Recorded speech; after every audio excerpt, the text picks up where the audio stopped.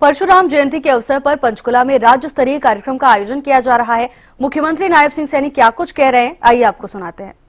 और राम जी के चरणों में मैं अपना शीश नवाता हूं और उन्हें नमन भी करता हूं।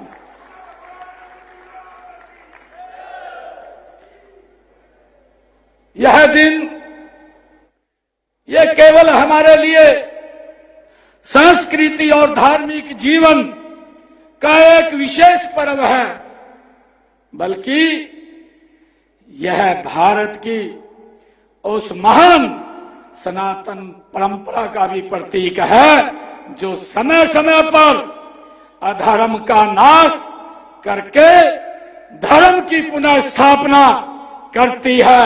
ये विशेष दिन हमारे लिए है। भगवान परशुराम जी अधर्म के खिलाफ इसी जंग के ध्वजक वाहक के रूप में भी वो जाने जाते हैं। मुझे ये भी खुशी है कि भगवान परशुराम जी भगवान विष्णु जी के छठे अवतार के रूप में भी जाने जाते हैं, माने जाते हैं। इसी धरा पर उनका अवतरण हुआ, न्याय की स्थापना के लिए हुआ। वे एक ऐसे अवतार हैं जो चिरंजीवी माने जाते हैं, यानी कि जैसा अभी हमारे विप्लव देव जी ने भी बताया है कि वो आज भी हमारे बीच में विराजमान हैं।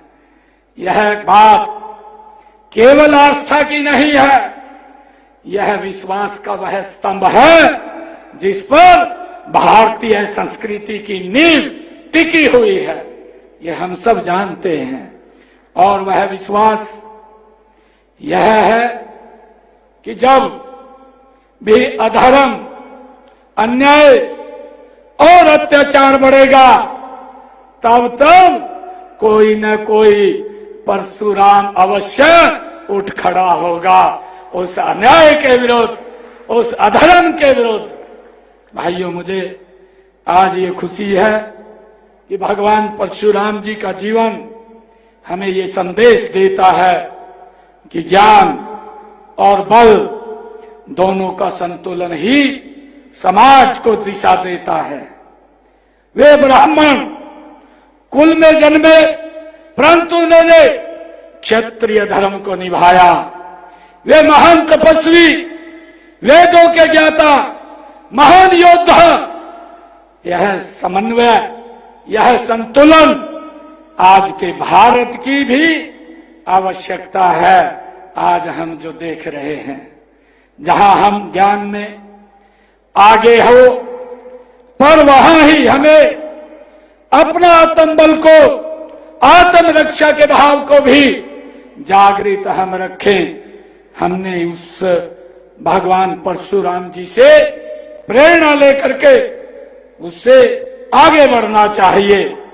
आज जब हम विकसित भारत, विकसित हरियाणा बनाने के संकल्प के साथ आगे बढ़ रहे हैं, तब भगवान परशुराम जी के आदर्श और उनके संदेश हमें यही मार्ग पर चलने की प्रेरणा देते हैं कि उन्होंने जीवन भर अन्याय के विरुद्ध युद्ध किया है, किंतु कभी निजी स्वार्थ के लिए उन्होंने कोई काम नहीं किया है।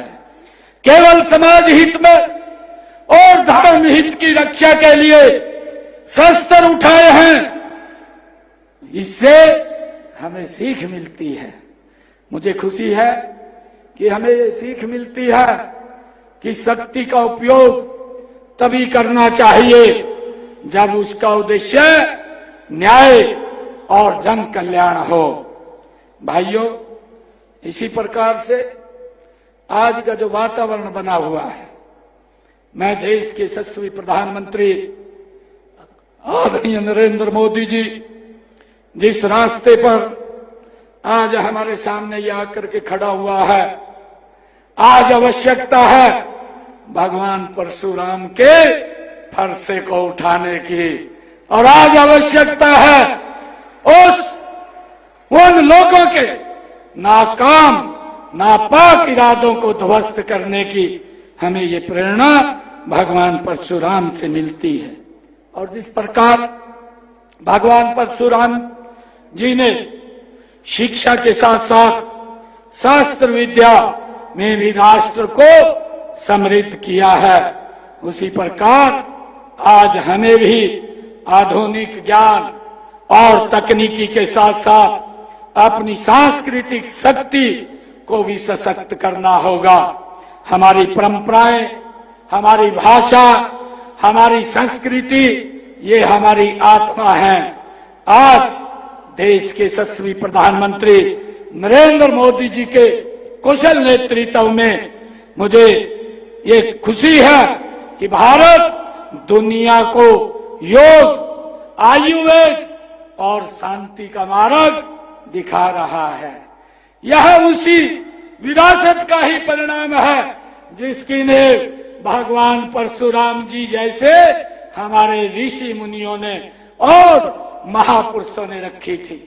मुझे ये भी खुशी है कि भगवान परशुराम जी ने जो धर्म की स्थापना की का मंत्र दिया था वह आज भी उतना प्रासंगिक है।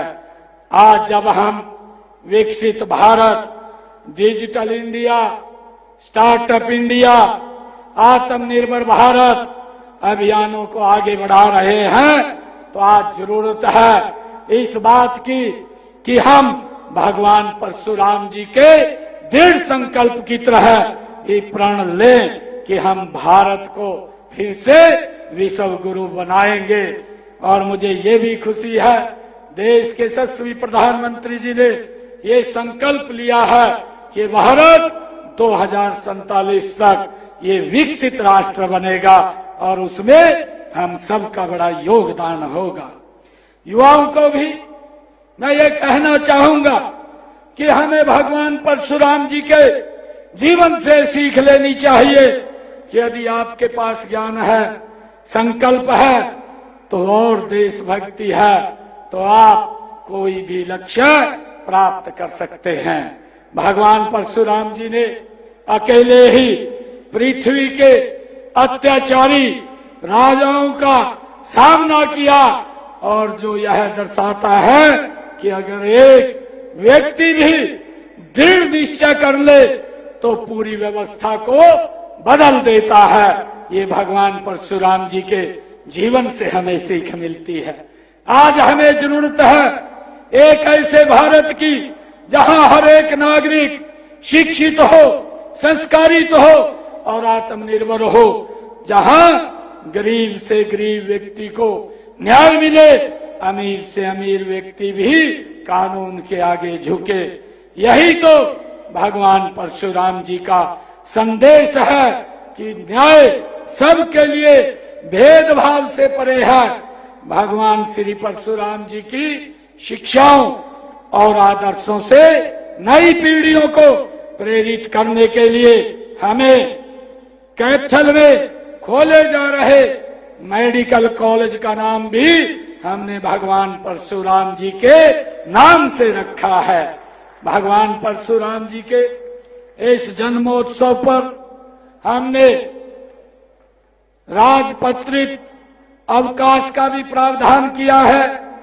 हमने जो अभी गांव परहावर की जो गौड़ ब्राह्मण की कॉलेज की जमीन पट्टे पर की बात अभी हो रही थी, उसके भी हमने जो उसमें लिटिगेशन के मामले थे उनको समाप्त करके गौड़ ब्राह्मण कॉलेज को देने का काम किया है।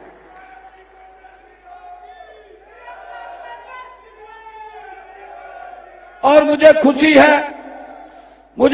है आप लोगों के बीच में कि हमने सामान्य वर्ग के आर्थिक रूप से पिछड़े जिसकी चर्चा हमारे विनोद शर्मा जी ने की है, उनकी हमने ईबीपीजी उम्मीदवारों को कोर्ट में अच्छी पैरवाई करके सरकारी नौकरी भी ज्वाइन करवाने का काम हमारी सरकार ने किया है। मुझे यह भी खुशी है कि जो दोहली धार का मालिकाना हक दिलवाया है, इसके लिए भी 20 अक्टूबर 2024 को नोटिफिकेशन वो जारी की गई है। उसका भी मालिकाना हक जो लंबे समय से इसकी मांग उठ रही थी वो भी देने का काम हमने किया है। इस पावन अवसर पर मैं युवाओं से ये विशेष आग्रह करता हूं कि आपके अंदर छुपे हुए भगवान परशुराम जी को पहचानिए, अपने भीतर के साहस, ज्ञान और सेवा के भाव को जगाइए। विकसित भारत, विकसित हरियाणा को आपके इसी भाव की आवश्यकता है। हम सब साथ, सबका साथ, ये आदरणीय प्रधानमंत्री नरेंद्र मोदी जी का मंत्र है कि सबका साथ, सबका विकास, सबका विश्वास और सबका प्रयास के मूल मंत्र पर हम चल रहे हैं। इस यात्रा में भगवान परशुराम जी के आदर्श हमारे मार्गदर्शक हैं। मैं आशा करता हूं कि यह भगवान परशुराम जी का जन्मोत्सव हम सभी के जीवन में सत्य, निष्ठा और धर्म की प्रेरणा लाए। हम मिलकर के एक ऐसा विकसित भारत, विकसित हरियाणा बनाए जो आत्मबल में समृद्ध हो और आत्मा से पवित्र हो। ऐसा हमने हरियाणा ये मिलकर के बनाना है। मैं आप सबका दिल से धन्यवाद भी करता हूं क्योंकि आज ऐसे व्यक्तित्व के बीच में आया हूं। मुझे खुशी है कि हम ब्राह्मण को एक भगवान के रूप में पूजते हैं, हम ब्राह्मण को एक भगवान के रूप में देखते हैं। भाइयों, आप सब इतनी भारी संख्या में आए हैं। आप सब ने जो भगवान परशुराम जी के इस जन्मोत्सव के ऊपर हम एकत्र हुए हैं और हमारे कार्तिकेय शर्मा जी ने आपके कुछ मांगे वो मंच के ऊपर से बताई है कि हमें इस चीज की आवश्यकता है जो आप सब की तरफ से ये मांग पत्र आए हैं। मैं आप सबका आज इस अवसर के ऊपर ये भी दिल से धन्यवाद करूंगा कि आप सब ने मिलकर के जो तीसरी बार हरियाणा के अंदर कमल का फूल खिलाया है, इसके लिए मैं आप सबका दिल से शीश नवा करके आपको प्रणाम करता हूं, नमन करता हूं। और जो भी काम आप लोगों के आएंगे उसमें कोई किंतु परंतु नहीं है। सारे काम उनको विभाग के अनुसार भेज करके पूरा करवाने का काम करेंगे। जो भी मांग पत्र कार्तिकेय जी मुझे देंगे उनको विभाग के अनुसार भेज करके उनको पूरा करवाएंगे। और मैं आप सबका आज दिल से धन्यवाद करता हूं। आज मैं भगवान परशुराम जी के इस जन्मोत्सव के अवसर पर मैं यहाँ आया हूं। मैं 31 लाख रुपया आज यहाँ पर दे करके भी जाता हूं। आप सभी को मैं पुनः इस पावन पर्व की, मैं पुनः आप सबको इस पावन पर्व की बहुत बहुत हार्दिक बधाई और शुभकामनाएं देता हूं। इन्हीं शब्दों के साथ आप सबका धन्यवाद। जय हिंद, जय भारत, जय भारत मां। भारत। तो भगवान परशुराम के जन्मोत्सव की बधाई मुख्यमंत्री नायब सिंह सैनी ने दी और कहा कि आज मेरे लिए गौरव का दिन है। तो मुख्यमंत्री नायब सिंह सैनी ने जन्मोत्सव की बधाई दी, साथ ही साथ भगवान परशुराम के चरणों में शीश नवाता हूं।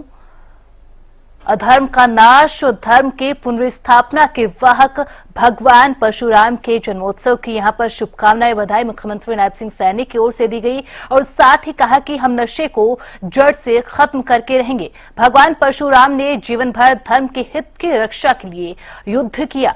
तो मुख्यमंत्री नायब सिंह सैनी ने भगवान परशुराम के जन्मोत्सव की शुभकामनाएं दी और साथ साथ कहा कि आज भगवान परशुराम के फरसे को उठाने की जरूरत है। हम भारत को विश्व गुरु बनाने का संकल्प लेते हैं।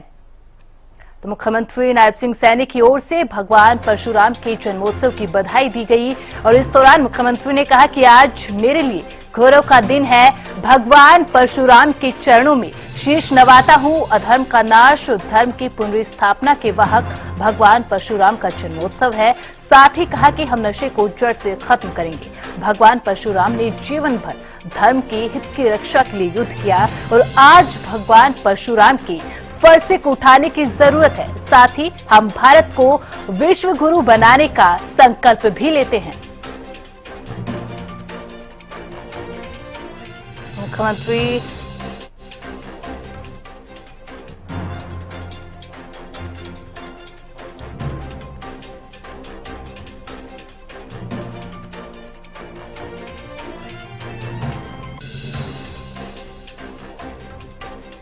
मुख्यमंत्री नायब सिंह सैनी ने कहा कि आज भगवान परशुराम के जन्मोत्सव की बधाई भी देता हूं। साथ ही साथ भारत को विश्व गुरु बनाने का संकल्प लेते हैं।